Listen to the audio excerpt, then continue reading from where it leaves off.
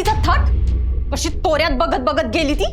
मी बघत होते का आबांच्या तब्येतीची तरी चौकशी करायला येतील म्हणून, पर ते काय त्यासनी कुणी शिकवलं नाही. म्या समोर दिसले असते तर देखल्या देवाला दंडवत घातला असता.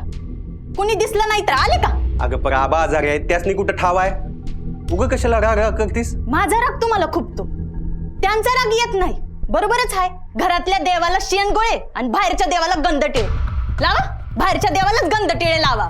आणि दसऱ्याचा सण आहे ना, तो बी शाळेत जाऊन साजरा करा, त्यासनी शिकवा.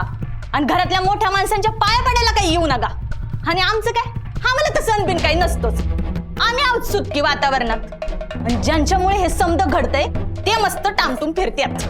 माईला ऐकू जाईल तर वाईट वाटेल ना. मग सणाच्या दिवशी पिठलं भात खाणार याचा आनंद होणार आहे का? मोठ्यानं बोलू नकस. तुला जे बी काय करायचं ते कर, पण बोलू नकस.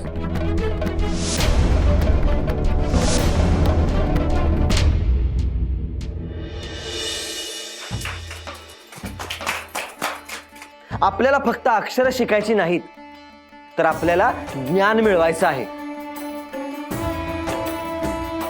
आणि निसर्ग आपल्याला दोन्ही हातांनी ज्ञान देत असतो. आपल्या अवतीभोवतीची प्रत्येक गोष्ट आपल्याला काही ना काहीतरी शिकवून जात असते. आणि आपल्याला ज्ञान देणाऱ्या सर्व गोष्टींची आपण जाण ठेवली पाहिजे.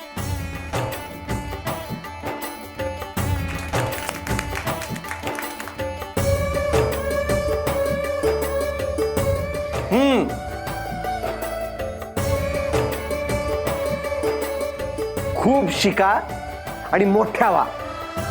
आपल्याला पानांचं सोनं वाटायचं नाही, त्याच्यापेक्षाही एक मूल्यवान गोष्ट आपल्याकडे आहे, आणि ती म्हणजे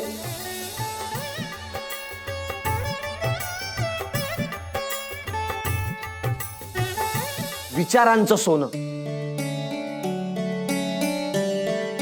आणि त्यात भर घालण्याकरताच आमच्या मित्रांनी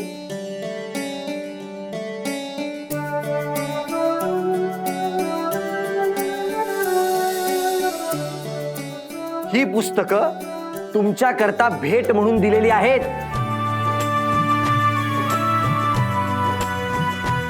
आपली शब्द संपदा वाढायला हवी, आपली विचार संपदा वाढायला हवी. वाचनामुळं आपल्याला माहिती मिळते.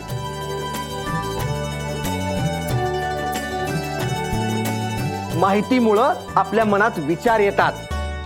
विचार मनात आले की आपल्याला प्रश्न पडतात. आणि प्रश्नांची उत्तरं जशी आपण शोधायला लागतो तसं आपलं ज्ञान वाढत जातं. आणि मग शब्द हे केवळ भावना आणि गरजा व्यक्त करण्याइतपत मर्यादित राहत नाहीत. ते आपल्या आतले विचार मांडू लागतात.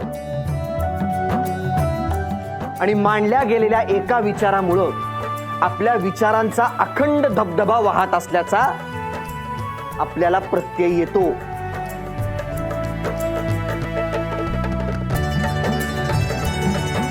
ही शब्दांची साधना आता तुम्हाला करायची आहे. तुम्ही बोलताना आम्हाला हेच वाटतं का निस्ता पाण्याचा धबधबा येतोय, आपण ऐकत राहावं. तुम्ही सगळ्या जणींनी हाच आदर्श ठेवलात, असाच अभ्यास केलात की तुम्ही यांच्यासारखं बोलू शकाल. बरं, आता मी निघू का? पण ह्याच्यात काय आहे ते तरी सांगा. फातिमा, आज भिडेवाड्याच्या बाहेर आम्ही रांगोळ्या काढणार आहोत. लोकांपर्यंत शिक्षणाचे विचार पोहोचायला हवे.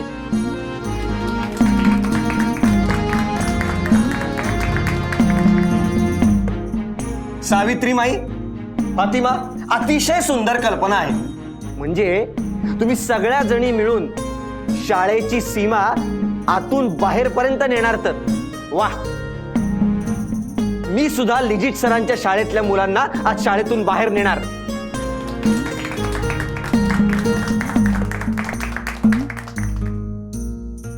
केशव भट, त्या जोत्याच्या बायकोची मजाल अजून अजून अजून वाढत चाललेली आहे. तिची ही थेर, तीही काल एवढी मोठी फजिती झाली असतानाही तिचे हे धाडस होतेच कसे? मी वाटच बघत होतो या विषयाची. थेर काय ती नंतर समजून घेतो. आधी धाडस काय केले आहे ते तरी कळू दे. काल इतर बायका भोंडल्यात तिला काय म्हणाल्या? तुला मूल होत नाही म्हणून नवरा सोडतोय, म्हणूनच तू नगरला राहायला जातेस.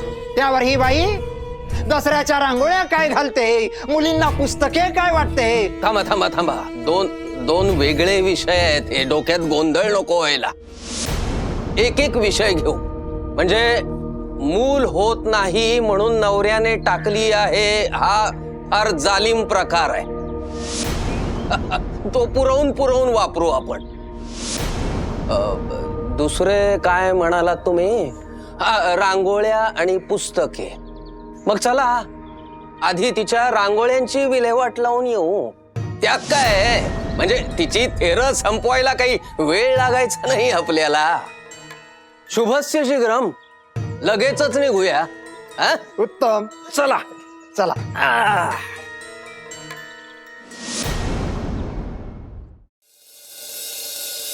सर, शाळा म्हणजेच शिक्षण हे समीकरण मुलांच्या मनात अगदी दृढ झालेलं आहे. ते चुकीचं नाही, पण एकदा का शिक्षण घेतलं की मग मुलांना हात काळे करायची लाज वाटेल. केवळ कारकुनी कामं करता यावी म्हणून आपण शिक्षण देणार आहोत का? तर नाही. शिक्षण जसं शाळेत मिळतं तसंच ते व्यवहारात सुद्धा मिळतं. व्यवहारातली कामं अतिशय मेहनतीची आणि अत्यंत मोलाची असतात हे सुद्धा मुलांना कळायलाच हवं. कल्पना तर अत्यंत उत्तम आहे. मग कुठे घेऊन जायचा विचार आहे मुलांना? सगळीकडे. भांडी बनतात त्या तांबट गल्लीत, लाकडं फोडतात त्या वखारीत, कुंभाराची मडकी जिथं घडतात त्या कुंभार गल्लीत, सगळीकडे. सर, हात माखायला हवे. कष्टाची लाज आपल्या मनातून गेली पाहिजे. आणि हे कौशल्याचं शिक्षण सुद्धा मुलांनी घेतलंच पाहिजे. मला तुम्हाला असं विचारायचं होतं की तुमच्या अध्यापन शास्त्रात हे बसतं का? बसतं? ज्योतिराव, अहो कुठलंही शास्त्रशुद्ध शिक्षण नसताना तुम्ही तंत्र शिक्षण आपल्या शिक्षणात मिसळण्याचा विचार करतात. अहो केवढी मोठी गोष्ट आहे ही. म्हणजे मुलांना आवडणारी थोडी वेगळी गोष्ट आहे याची मला कल्पना होती, पण ही खरंच इतकी मोठी गोष्ट आहे काय? होय तर. खर तर तुम्ही मुलांच्या शिक्षणाच्या ध्येयाने इतके झपाटलेले आहात की हे तुम्हालाच सुचू शकतं. अहो माझ्या डोक्यातही हे आलं नाही, पण तुमच्या डोक्यात आली. तुम्ही मुलांना घेऊन अवश्य जा. होय सर.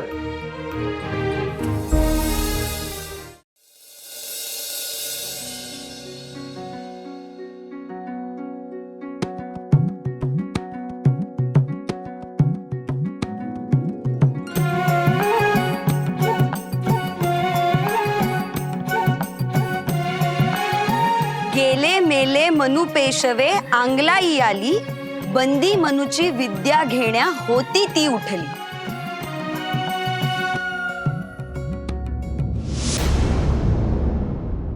केशवभट, पाहिल्यात का रांगोळ्या? पाहिल्यात? गेले मेले मनु पेशवे आंगलाई आली, बंदी मनुची विद्या घेण्या होती ती उठली.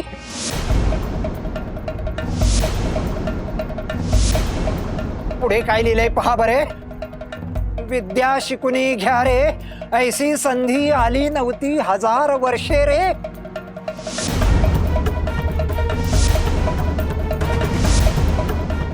शिव शिव शिव शिव.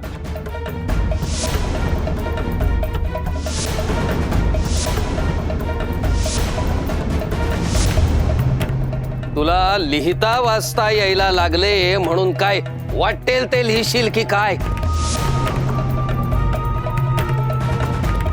म्हणू काय म्हणू?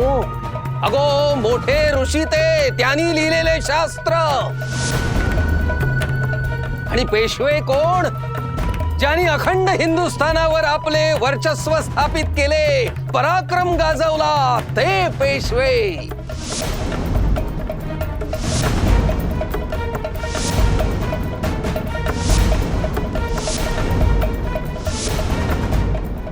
आणि आम्हाला काय दिलं? या मुलींसाठी काय केलं?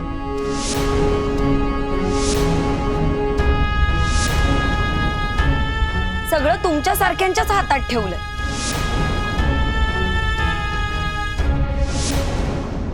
कुणाशी बोलतेस याचे भान आहे ना?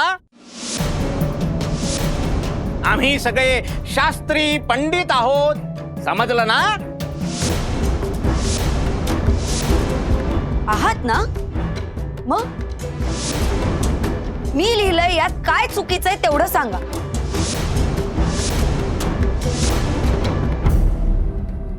म्हणून रांगोळ्यांमधून तू आमचा उद्धार करावास एवढी तरी मोठी नक्कीच झालेली नाहीस तो.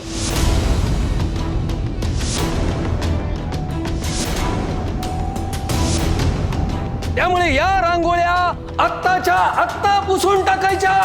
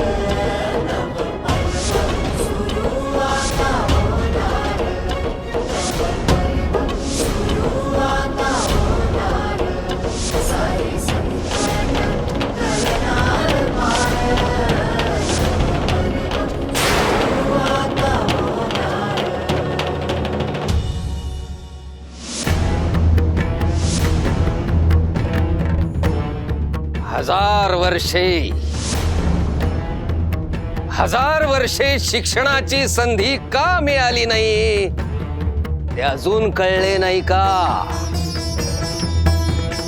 अरे भिकाऱ्याकडे कधी आभूषण बघितलीत का तुम्ही?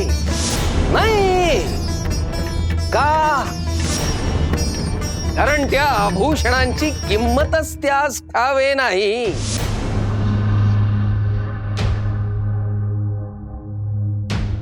दुसरे असे की ती आभूषणे सांभाळायचे सामर्थ्य, ती बुद्धिमत्ताही त्याच्यापाशी नाही.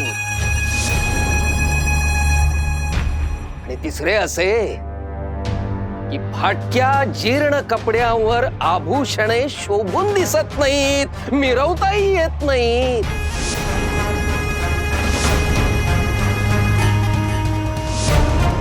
ही पात्रता तुमच्या अंगी नाही म्हणून 1000 वर्षे तसेच राहिलात तुम्ही. हे कुणी ठरवायचं? कोणाला कोणती आभूषणं शोभतात हे ठरवायचं कोणी? तुम्हाला काय शोभतं हे दुसरं कोणी ठरवत नाही, तुमचं तुम्ही ठरवता ना.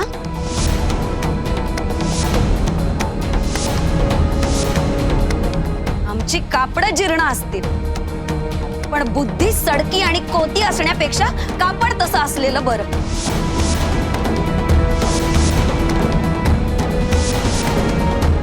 आम्ही एकातून दुसरा दिवा लावतोय, तुम्ही ते करत नाही, हा मुख्य फरक आहे.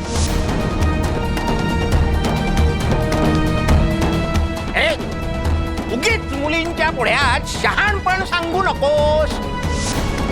आता कुणीही वाचवायला येणार नाही तुला.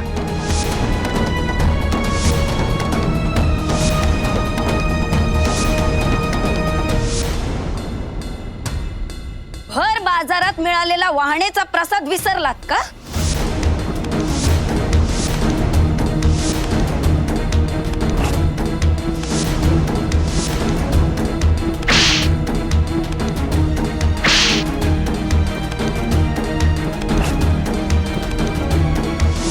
तेव्हा तरी मी एकटी होते. आज आमची सगळी स्त्री शक्ती आहे.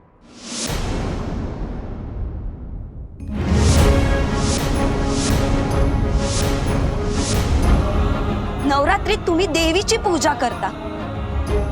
तिचं पूजन करणं म्हणजे स्त्रीचं, तिच्या शक्तीचं पूजन करणं नाही. तुमच्याच शास्त्रात लिहिलेलं तुम्हा शास्त्र शिकलेल्या शहाण्यांना कळू नये?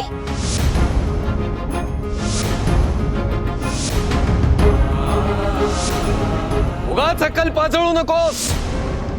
तुझे शहाणपण काय आहे ते ठाऊकच आहे आम्हास. तुझी आणि तुझ्या या मुलींची हिम्मत काय आहे त्याच बघतोच मी पळून जाणाऱ्यातला नाहीये. बघूया ना, बघूया. काढ बघू तुझी वहाण, बघतोच मी.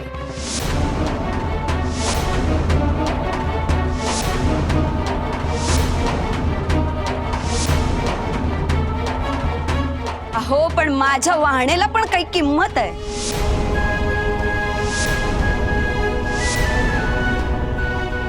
उगाच गरज नसताना मी ती काढत नाही.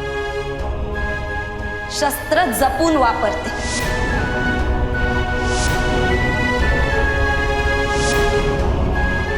मी आणि माझ्या लेकी हा लढा वेगळ्या पद्धतीनं लढू, कारण हा विचारांचा लढा आहे.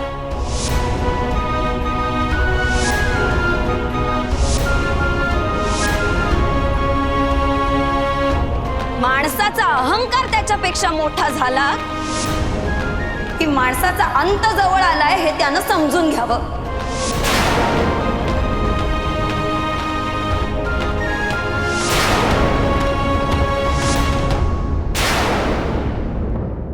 अगो, साधे बाईपणाचे कर्तव्य पार पाडता येत नाहीये तुला.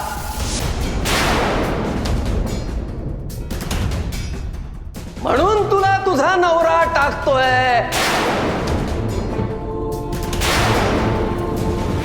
आणि तू आम्हास अहंकारावरून अक्कल शिकवणार. ते मला टाकत नाहीये.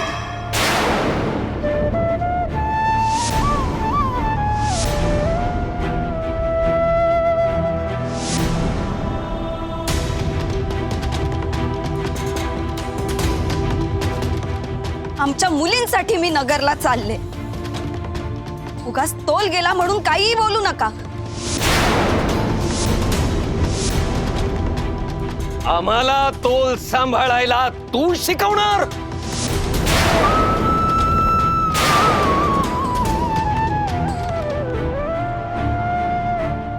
बघतोस ना मी आता, बघतोच तू नगरला कशी जातेस आणि इथून पुढे या मुलींना कशी शिकवतेस ते.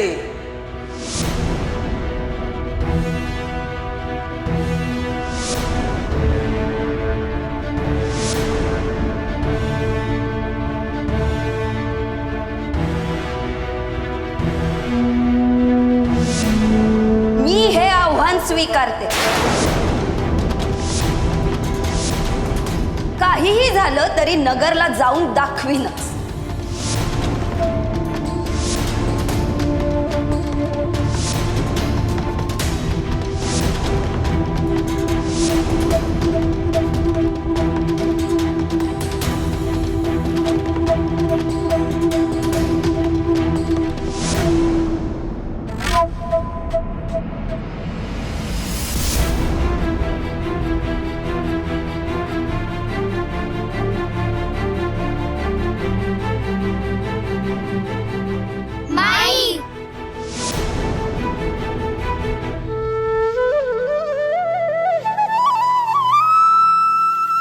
या गोष्टींना घाबरू नका, दबून जाऊ नका.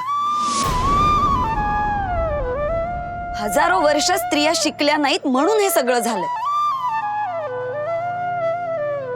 पण परंपरेची गुलामगिरी तोडायलाच हवी.